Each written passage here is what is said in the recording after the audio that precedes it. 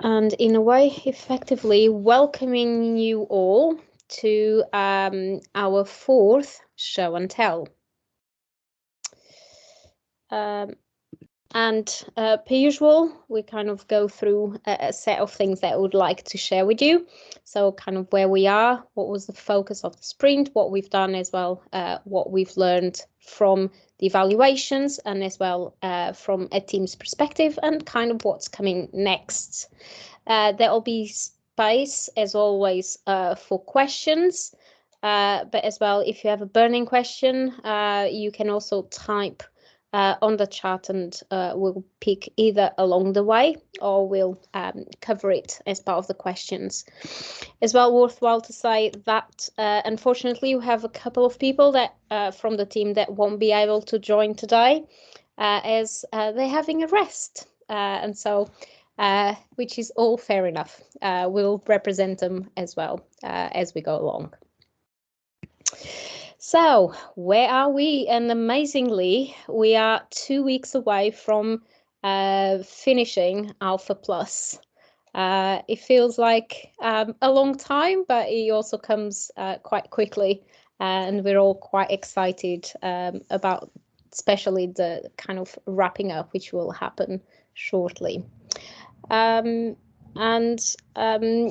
In terms of sharing kind of what the team has had a focus in terms of this sprint that just passed, which is sprint 4, those are or these were kind of the 3 things that were focusing our mind in terms of what were we focusing in effect. So focusing twice or 3 times on 3 different things. And on that note, I'll pass to someone that is very eloquent and much better than me. So, Lorena, over to you. Wow, thanks a lot.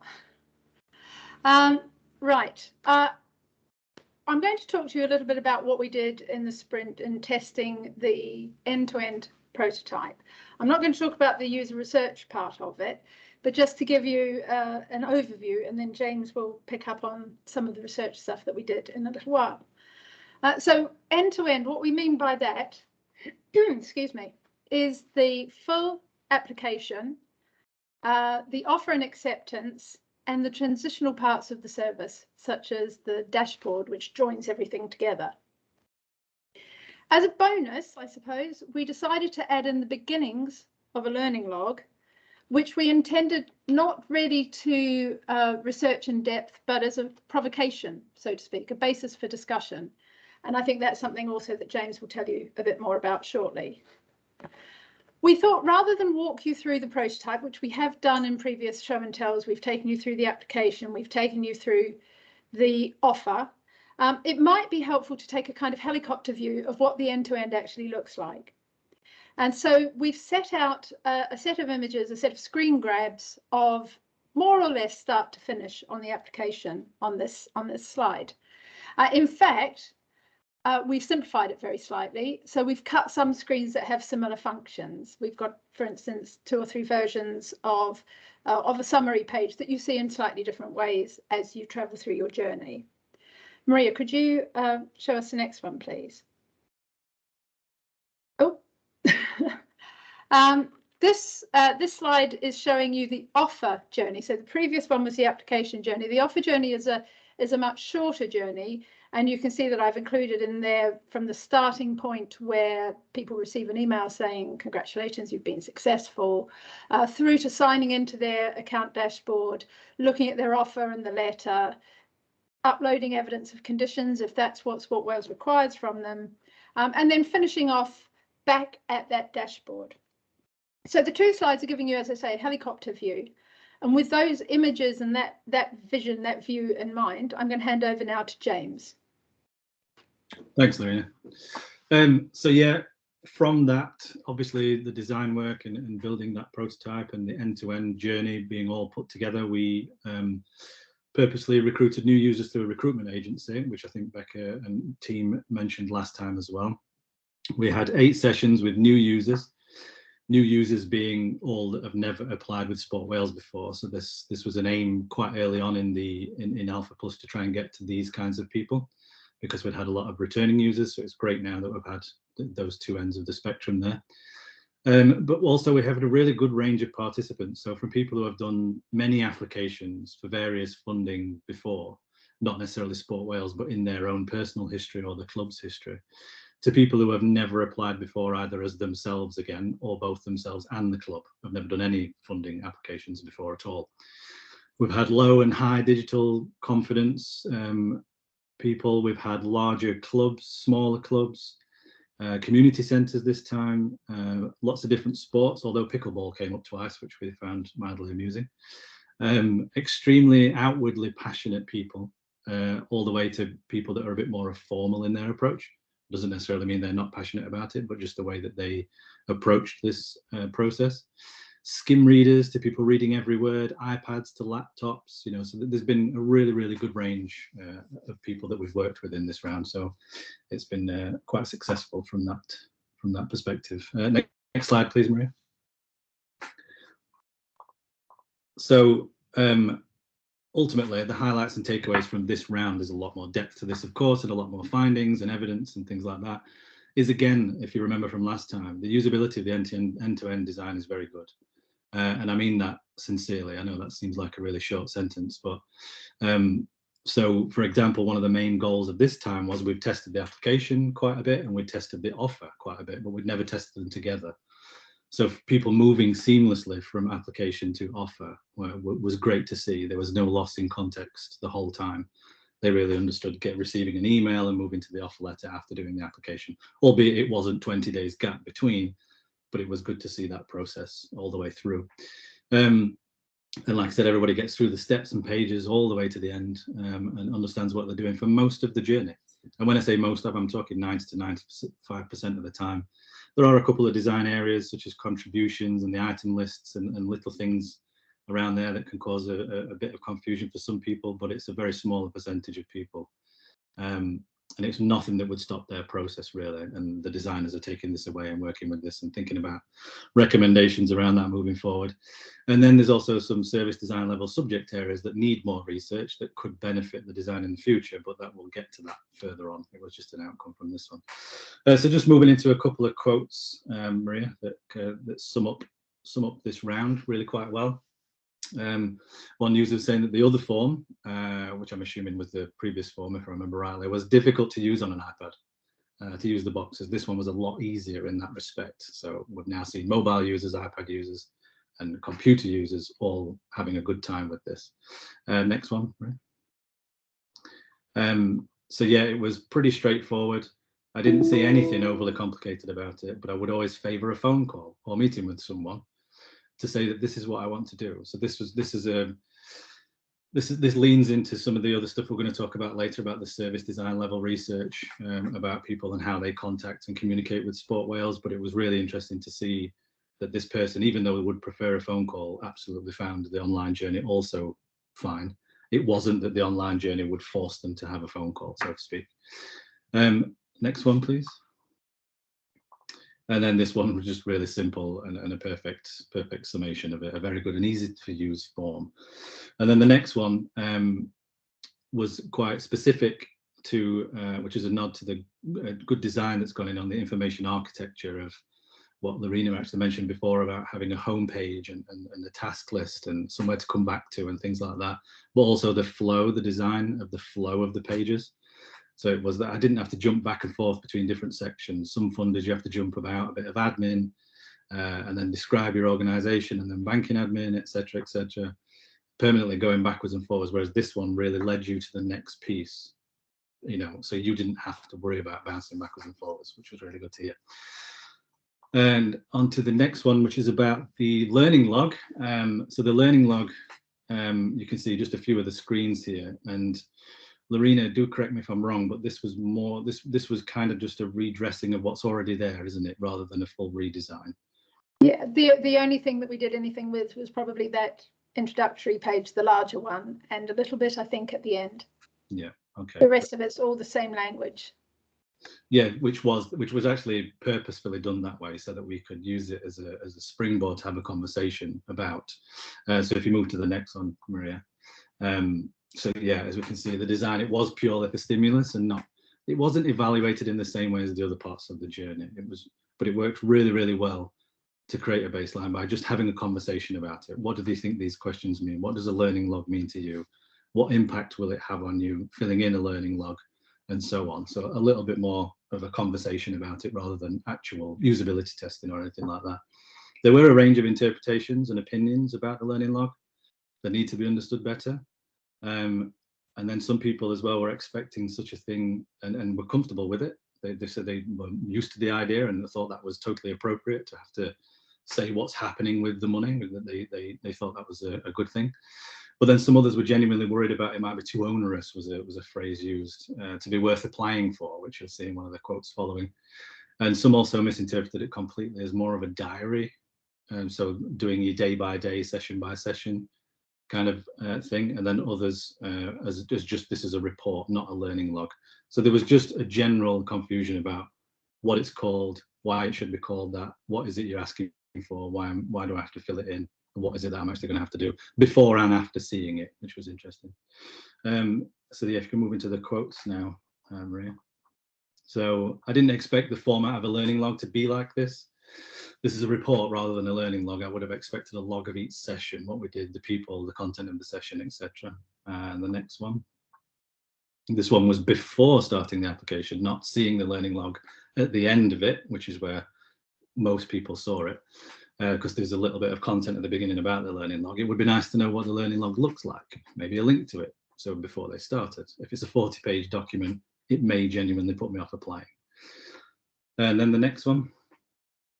And this one was quite powerful, this person who'd got to the learning log, and there's more to this, and the conversation is really quite interesting about it making them feel nervous about doing it and having to evidence that I'd spent the money wisely. They referred to, I may have said that I was going to buy basketballs, but it turns out we don't need them and I've now used the money to buy something else. So the fear came into them that they will be like, okay, now that I've spent it on something that I said I wasn't going to spend it on, and if I put that in the learning log, am I going to get the money taken back off me or anything like that? And they were right to fear that, because it wasn't explicit anywhere to say that that wouldn't happen. That's what they were looking for, the reassurance. But they're just some of the findings for now. Like I said, that it needs a lot more research, essentially. I've just seen a hand go up. I can't see the... Owen? Yeah, thanks, James. Really interesting feedback thus far. I guess it's within the learning log, and I don't know whether maybe it needs to be explicit at the start. We are very clear that, you know, if you've spent it on something else, that's a conversation to be had, and that's fine. So we don't want them to have the fear. At the same time, I guess we don't want to be giving applicants the okay that they can get money off us for something and go and spend it on something completely different. Yeah. So if there is an element of the fact that they need to report into a learning log how they spent their money, that causes them to think about their actions with the funding, I don't think that's the wrong thing. What we do want to obviously get across, and this is perhaps less in terms of the form of the log and more in terms of conversations we have and partners have, is that it's okay if plans change so long as they're having a discussion with us about that need, and we have demonstrated that along the way. But yeah, there's something in the back of my mind that someone being off-putted because they've had money for something and then gone off and spent on something else, and they might need to justify that. We are still a public funder, aren't we? So we do need to justify why they've done it. Can I just jump in there? I think the example that James gave was interesting in the sense that the person was giving an example like, if I'd said I was going to get 5 netballs and 3 bibs, and then somebody gave me bibs, so I bought another netball, is that going to get me into trouble? So people fear these at all kinds of levels of scrutiny and comeback. I think it's, you're absolutely right. If they go from netball to I don't know, trap shooting, then you do need to have another conversation with them.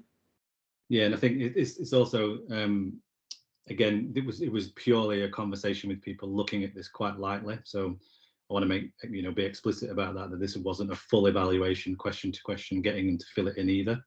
So you're right, they could actually, once they're into it and in more detail, see things like that. There was just quite a lot of assumptions being made as well that were worth capturing, as I say, as a baseline. But it absolutely deserves its own research study, the learning log. Ultimately, it truly does want to be evaluated in the same way, I believe. I think that would be a very worthy effort. Cool. Any more questions on that, or shall I carry on into the next thing? Okay, let's go. So when I mentioned earlier about the service design level research, it's more of a phrase really. It's how some of the behaviors and contexts and things that users and people expect to do throughout an application and getting funding, how that impacts and marries up to some of the service processes and policies within Sport Wales, more at that level than are they able to get from screen to screen, and do they understand the words that they're looking at on the page? All very much related, but they are at slightly different altitudes. So for example, people better explaining things in different ways and are not always as eloquent as they're expected to be by typing into a box. So asking people to only write an answer, this is not, this is not me saying this is absolutely true always, this is the higher level, but asking people to only write an answer can cause a bit of fear of not getting funded, for example. We've seen that. So when we get to use real data, we might also see people recoiling at this and giving up or picking up the phone instead. So the need to have this research to carry on into Sport Wales' future, to experiment with different approaches to understanding what a club needs and why they need it. And I think we've mentioned this before about the whole conversation piece between Sport Wales and the clubs and organisations, and how do we get the people that are struggling to look at a box and think, oh, I've now got to be perfect at writing all of this out, otherwise I'm not going to get any money, to get their story told, and not have them fearing that going wrong. And then for example, the context of some of the questions, so why will funding make a difference, rather than and how it will impact diversity. For example, some people have organisations that just want equipment to keep going, and others are actively trying to bring more diversity. Only one fits the goals, so to speak, of Sport Wales, but both would be funded. And we had a discussion about how this could force explanations to sometimes be insincere, which we have seen people quote that and say they were just going to put in what you're asking for to get the money, which I know is understood as well as a behaviour. But it could also create disingenuous data for Sport Wales down the line if there are not other ways for people to explain themselves. There's more to that, there's far more to that, so please don't knee-jerk react on anything I've just said there. It's a deeper study that I believe needs more input from Sport Wales going forward and more understanding.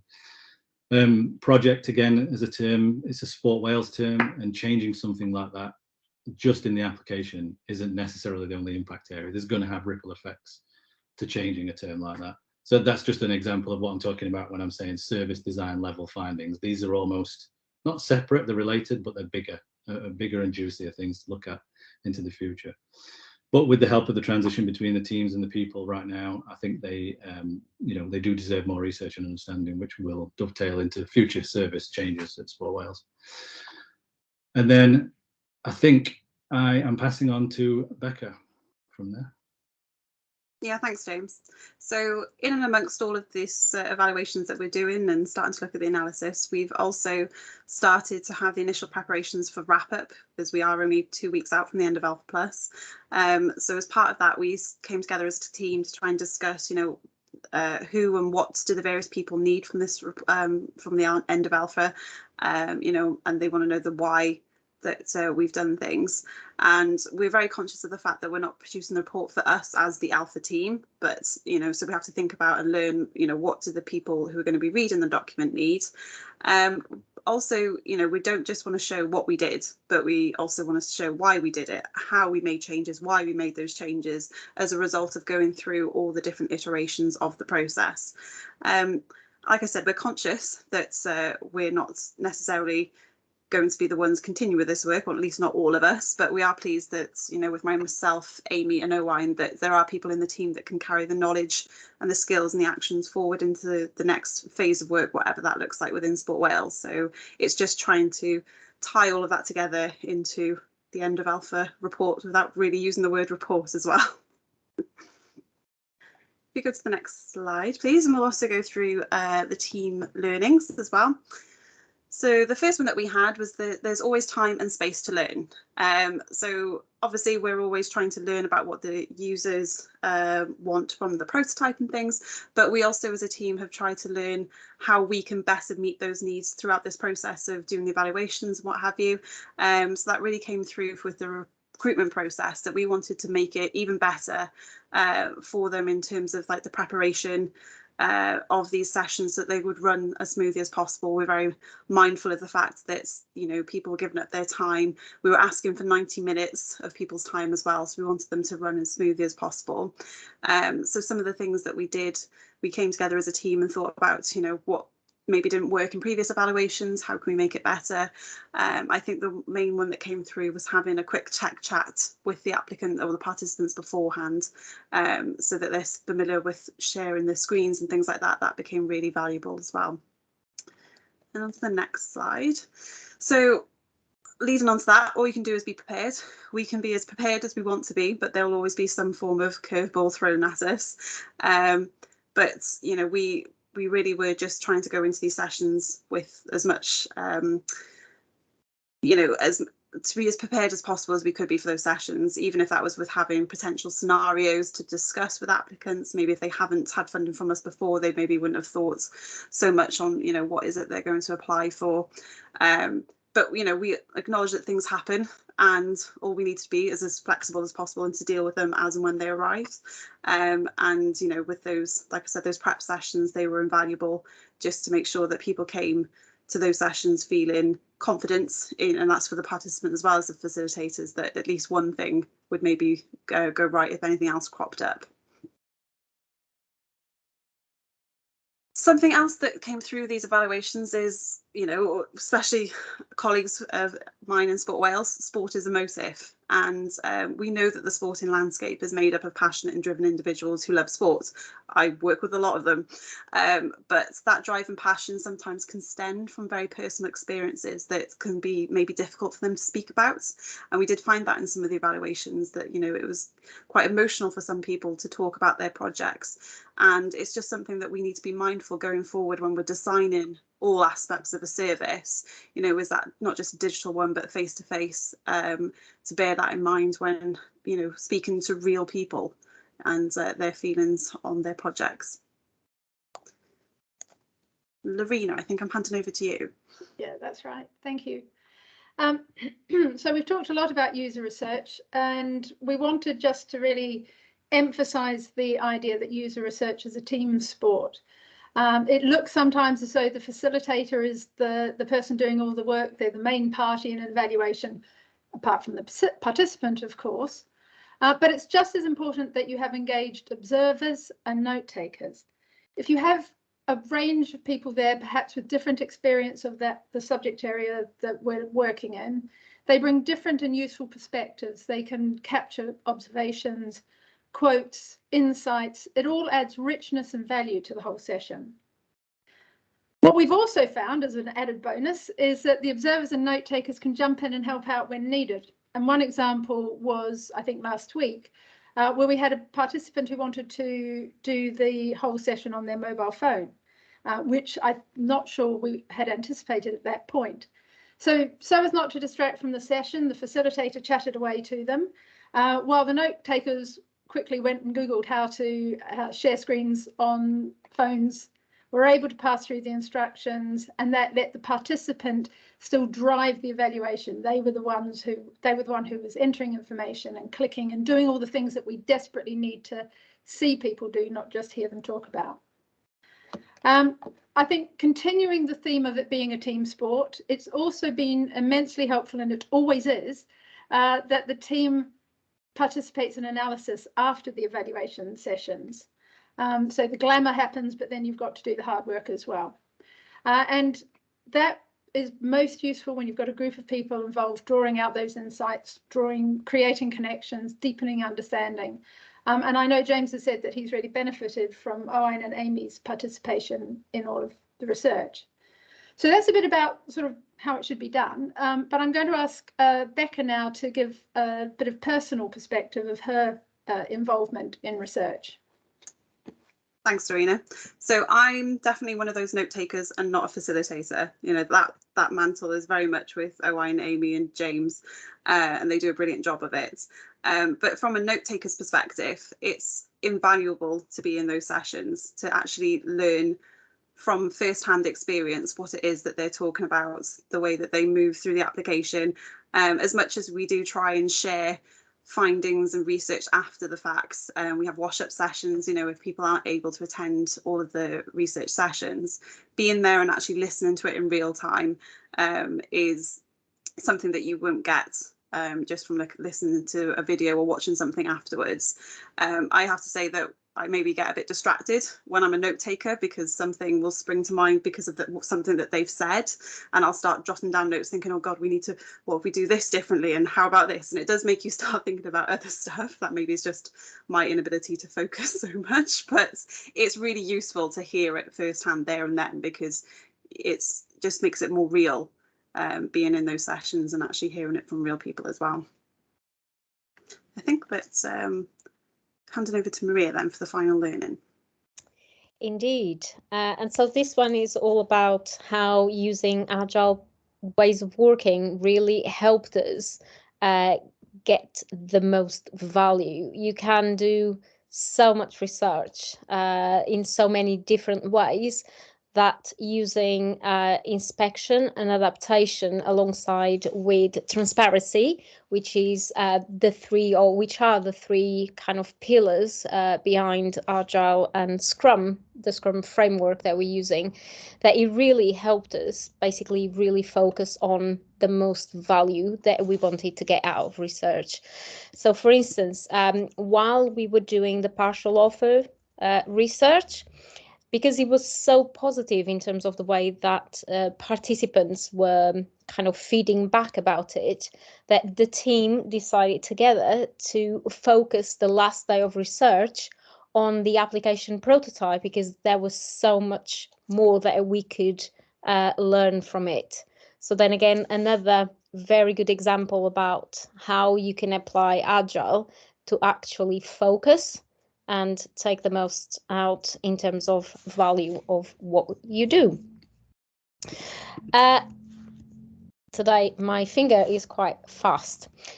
So before we really go into questions, just to give you a quick idea of what's coming up in this Sprint 5, the final one, which, unlike the ones that we had before, it's going to be 2 weeks. And really, it's kind of everybody and hands on deck, really, in terms of partly supporting the researchers as much as we can in terms of any research analysis. Obviously, James, Amy and Owain are kind of the ones leading that, but any support that the rest of the team can give, we are there.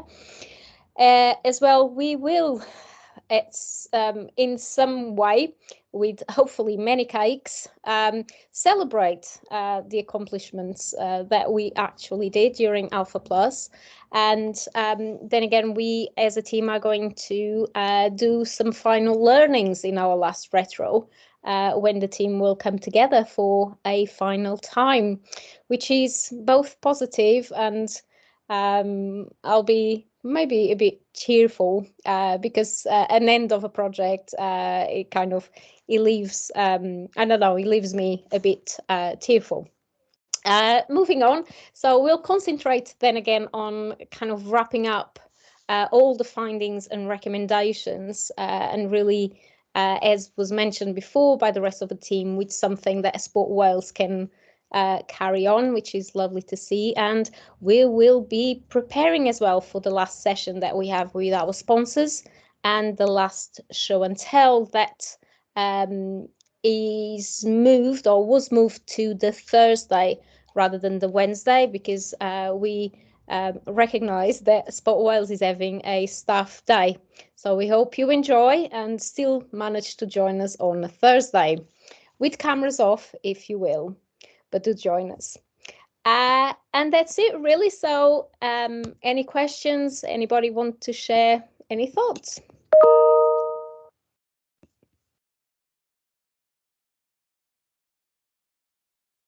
I'll give you a few seconds in case you're a bit shy. If I don't see any hands up. We've had something in the chat, 2 seconds. I'm just having spoken to clubs recently, would it be possible for me to see if an applicant that has said that he struggles to put into words be able to have a trial of the application may be of use? An applicant that has said that he struggles to put into words. Sorry, Bev, just to understand, are you saying that a current applicant is struggling with the application and they want to have a trial of it first? Maybe we can speak offline if you'd rather not speak in the session, Bev, I don't mind. I'm guessing what it's saying is that there's an app. Can you Sorry, hear Beth, me? go on. Oh, can you hear me? Yeah, I can hear you now, Bev, sorry. I didn't think my microphone was working. So yeah, I was wondering, because I've spoken to clubs, quite a few recently. There's been a few in particular, they say that they struggle to put it on an application form. So I was wondering if they could have a trial of the new application to see if they found it easier, just out of curiosity really, and to see if it really does help. So the version that we use is a prototype that's not actually like our current system. Oh, okay. Oh, Maria's just appeared in the middle of the screen. Sorry. I am trying to stop sharing my screen and I'm failing miserably today. So in terms of using the prototype, Bev, I think it would have to be something we looked at in terms of doing maybe a specific piece of research with some more individuals. If you've got some examples of people, that would be great, because we're not in a position yet to obviously have a live version of this form. It's a prototype software that we're using. It's not like using the test system of our current system or anything like that. Oh, okay.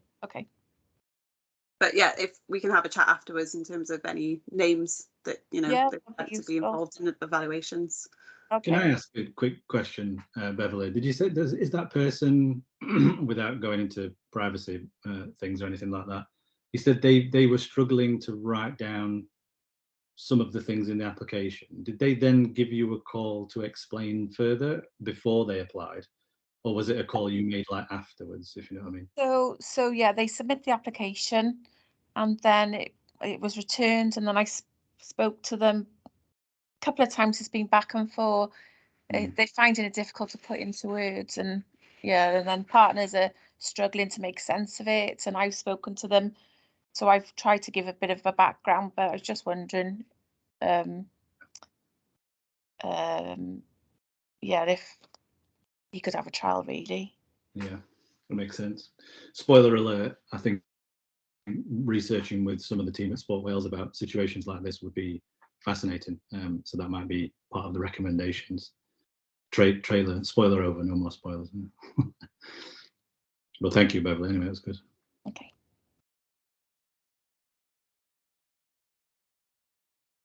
Can I just throw something in as well? Which is this is my last show and tell, and I won't be at the final reporting session because you're I was going to say sports day, but it's not that, is it? You're all staff. Oh, maybe it is a sports day.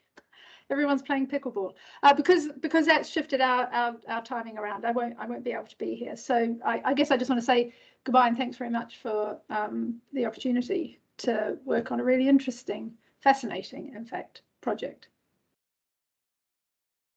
thank you, Lorena. Any last thoughts, comments? If not, then again, I thank you for joining us, for your questions and your comments, and I shall see you in a couple of weeks on a Thursday. Thank you very much. Cheers, everyone. Bye.